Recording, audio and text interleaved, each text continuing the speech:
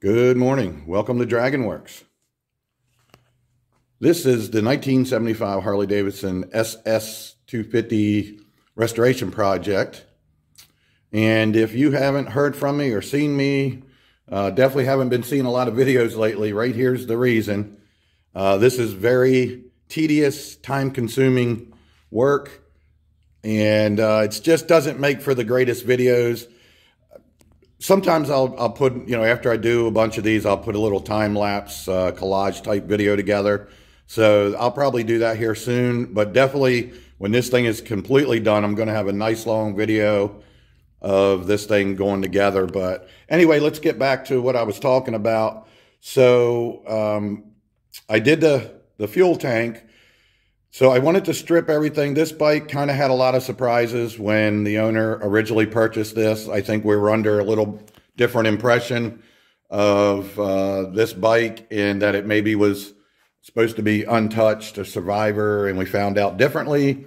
So we've come across a lot of surprises.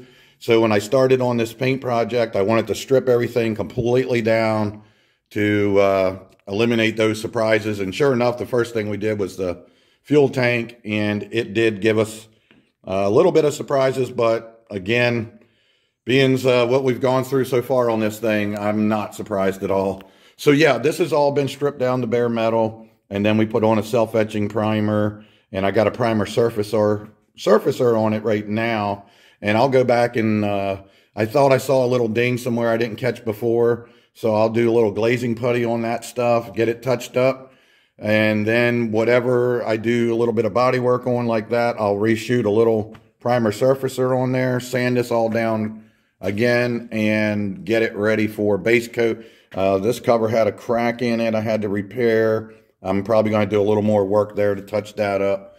This tailpiece had some bends in it I had to straighten out, and a little bit of body work there. So like I say, just really taking our time trying to do the utmost quality like we do on every job. So the fuel tank is an entirely different situation. It had a lot of surprises with some body work. And of course the inside was all rusty and grungy and everything. And it looked like somebody basically looks like they poured gold paint over top of the rust to hide it or something. But then when I started cleaning it out, I found a bunch of old liner that somebody didn't do properly. It looks like they just poured some liner right on top of the rust and never cleaned it or etched it or anything. So that's been an ordeal. And while it was soaking, it sprung a leak. Looks like an old pinhole that was repaired in it sprung a leak. So I had to epoxy that, and I got it soaking again.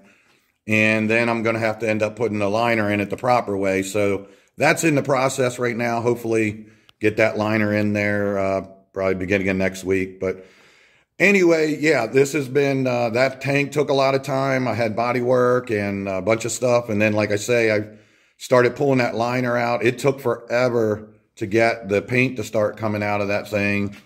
And yeah, it's just been very time consuming. Let's look at some other things we got done here before we look at the tank. Okay, here's something new, something to mention. If you all remember, originally we sent the chrome out and had it re-chromed, and the rings and all the chrome on the bike. And then in the meantime, I stripped down all the aluminum. Remember, it had that clear coat, a real thick clear all over everything. I don't know what the heck was going on there, but we stripped all that down, repolished everything. Then I was able to relace up the wheel, and we got some time period nostalgic looking tires here for it. Same thing with the front, same deal. Re-chromed the rings, polished the hubs, re-spoked it. Did the forks, all that kind of stuff. This is where we're at. It's not a lot different from the last time you saw it. This is a NOS seat that the owner got off of a forum or the internet or something here. So sorry, a little tight space here right now. But yeah, so that's where we're at, and I'm getting ready to try to get this swing arm painted, get the shocks back on, do that kind of stuff so I can get this wheel mounted on here. And boy, we're getting close then. I got to just throw the harness is up there on the shelf, throw that back on. And like I said, I'm working on the paint now. So yeah, we're getting close, but yet it's so far. You know what I mean? Anyway, so that's a little bit of progress there, and I'll show you a little bit of that tank, what I'm talking about. We'll take a look at that situation because that's an ongoing situation. This bike is just, it just never stops giving, man. Every step, one step forward, two steps back kind of thing, but we're not letting it deter us. We're just going at it. We're getting her done. Let's look at that tank. Okay, guys, like we just talked about, here's the situation with the fuel tank. I got it soaking here for like the third time, and it's still just like the rest of the bike. You see this, there's like an oily film on top. That's just diluted acid in there. Basically looks like water. It's mainly water, which is crazy, but that's how it works. And there's a film. This thing just keeps on giving, man.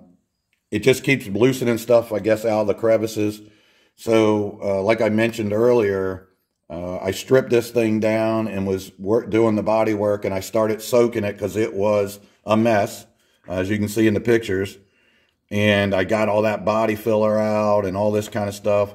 And I started soaking it again. That's when I found a pinhole. So I patched that up. I went ahead, cleaned this up real good, did some self-etching primer on here, and then just a bunch of coats of some regular automotive primer to protect this while I go through this process. Because I'm going to do this again because it's still real dirty. So I'm going to soak it even more.